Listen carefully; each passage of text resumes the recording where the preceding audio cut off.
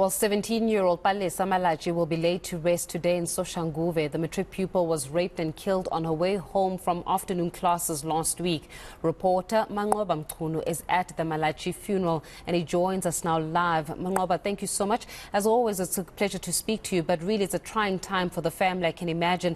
I mean, just to even think that this child tragically lost her life on her way from school, from extracurricular activities. Let's just talk a little bit about this, and also what is the family feeling like? What is the sentiment on the ground? I can imagine just how heavy it is on the Saturday morning. Well, certainly, as you can imagine, Faith, the family still quite devastated, really, trying to make sense of how Palesa Malatji was brutally killed and also raped while she was making her way back home from school. She had been attending at the time extra classes, that have been set up for matriculants, just to ensure that they prepare for their final examination. And of course, on their way back home, this is when this horrific incident had then occurred.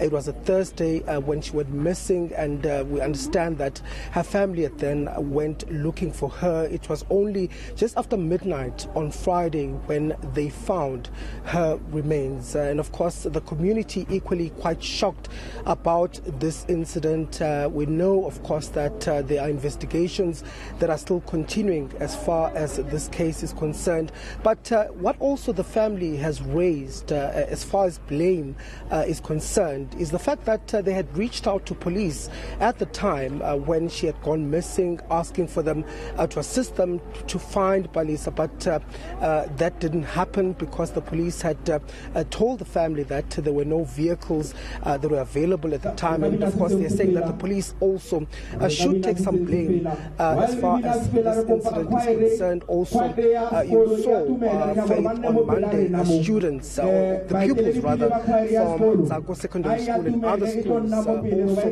taking to the streets condemning this incident that had occurred. But the coffin arriving here, Faith, just a short while ago, and the ceremony, the funeral service, that is expected to begin shortly. But just to speak a bit about this, I'm joined now by Steve Mabona from the Gauteng Education Department. Steve, thank you very much for your time. What a sad occasion, a young pupil and somebody who had a life ahead of her being laid to rest here today. Quite an unfortunate incident.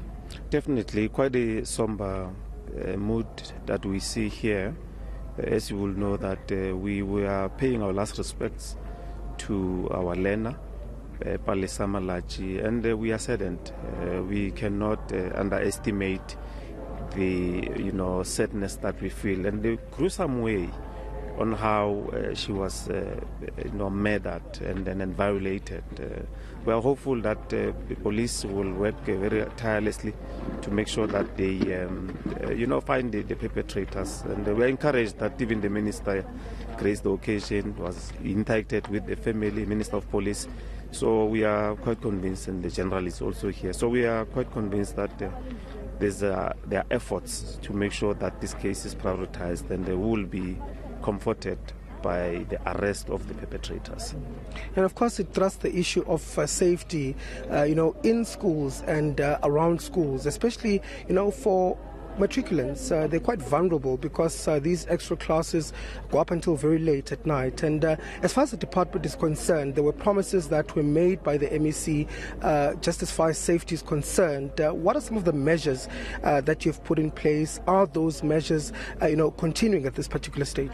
Yes, definitely. You'll understand that the safety of our learners is one of the elevated priorities, making sure that we quell violence, gangsterism, anything that happens in the schooling environment. And we have committed to make sure that we'll offer transportation to those that are doing extra classes, take them from schools later in the afternoon to their different destinations. And we also committed that the crime wardens or crime prevention wardens will also play a critical role in assisting trying to make sure that those that will be walking maybe closer, not far from their school to homes, they are also, protected. So that's what we are working on as the department. Thank you very much, Steve, for your time. That was Steve Mabona, who is the spokesperson for the Gauteng Education Department. Of course, the service getting underway this morning. Very sad